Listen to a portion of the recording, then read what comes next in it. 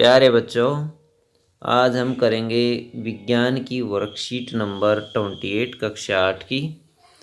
आज का जो लेसन है बच्चों प्रकाश, इसका एक टॉपिक है बहुप्रतिबिंब। इसके बारे में पढ़ेंगे। परावर्तित प्रकाश की किरणें यदि दर्पण पर पड़ती हैं तो वो फिर से परावर्तित हो जाती है। याद कीजिए, जब पिछली बार आप किसी हेयर ड्रेसर के पास गए थे तो उसने आपको एक दर्पण के सामने बिठाया था। बाल काटने के पश्चात उसने उसके आपके पीछे की ओर एक दर्पण और रखा हुआ था। इस दूसरे दर्पण की सहायता से आप अपने सामने वाले दर्पण में देख सकते थे कि आपके बाल कैसे कटे हैं। परावर्तित प्रकाश किरणों को पुनः किसी दर्पण की मदद से परावर्तित किया जा सकता है, जिससे एक से अधिक प्रतिबिंब बनते हैं। प्रतिबिंब की संख्या दर्पणों के बीच के कोण पर निर्भर करती है।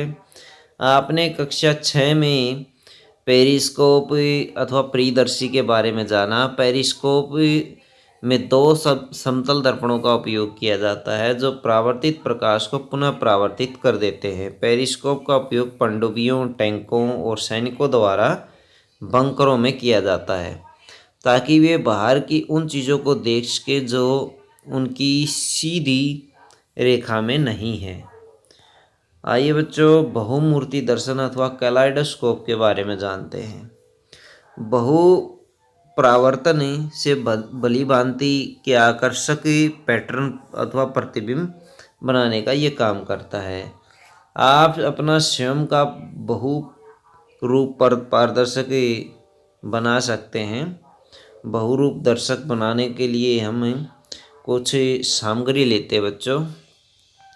3 समान आकार के आयताकार समतल दर्पण लेते हैं। ये देख सकते हैं चित्र में स्ट्रिप्स, और ये समतल दर्पण के स्ट्रिप्स, 2 त्रिकोणीय कांच के टुकड़े, 2 तिकोने कांच के टुकड़े और कार्ड शीट यानी गत्ते की शीट और सेलो टेप या रबड़ बैंड।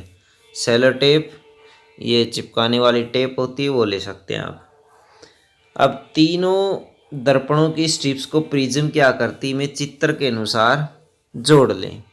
चित्र के अनुसार ऐसे जोड़ लें और सेलो टेप लगा लें। त्रिकोणीय ट्यूब पर रबर बैंड या सेलो टेप लगाकर फिक्स करें। अब इसे किसी बेलनाकार ट्यूब के अंदर ठीक से डालें। ये बेलनाकार ट्यूब है, इसमें डाल दिया गया इसको।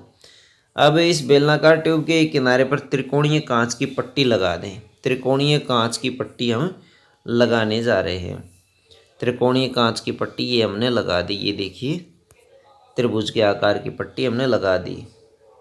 दूसरे सिरे पर एक और ग्लास प्लेट लें और इसी ट्यूब के थोड़ा सा अंदर की तरफ लगा दें। दूसरी तरफ भी हम लगा सकते हैं, दूसरी तरफ लगा दीजिए। अब इसके ऊपर कुछ बहुरंगी चूड़ियों के टुकड़े रखें। ट्यूब के इस छोर को एक अन्य ग्लास प्लेट के साथ ट्रेसिंग पेपर के साथ कवर कर दें। ऊपर ट्रेसिंग पेपर लगा दें और कार्ड शीट के एक टुकड़े के साथ ट्यूब के दूसरे छोर को कवर करें और केंद्र में एक छेद कर दें ताकि इस छेद के माध्यम से अंदर का दृश्य देखा जा सके।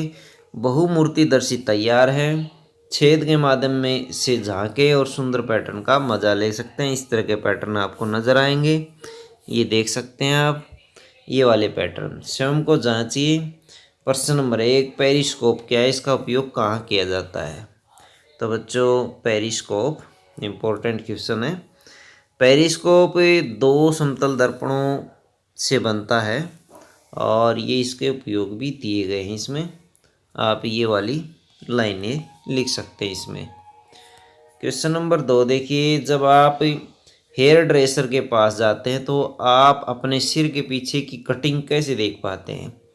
तो हेयर ड्रेसर जो है 2 समानांतर दर्पणों का प्रयोग करता है और पीछे वाले दर्पण से परावर्तित प्रतिबिंब हमें सामने वाले दर्पण में दिखाई देता है।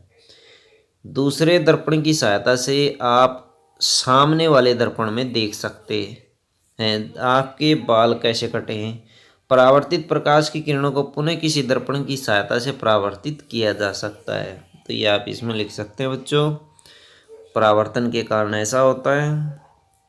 क्वेश्चन नंबर 3 है बहुमूर्तिदर्शी बनाने की विधि लिखिए। तो इसमें ये पूरी विधि दी गई है, तो आप ये पूरी विधि इसमें लिख सकते हैं, बनाने की विधि।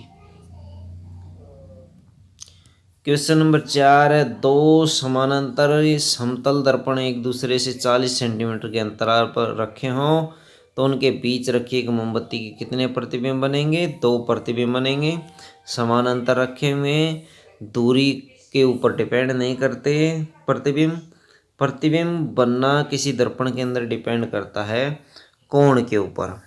ये देखिए इस लाइन में प्रतिबिंब की संख्या दर्पण के बीच कोण पर निर्भर करती है, तो इसलिए यहाँ 2 प्रतिबिंब ही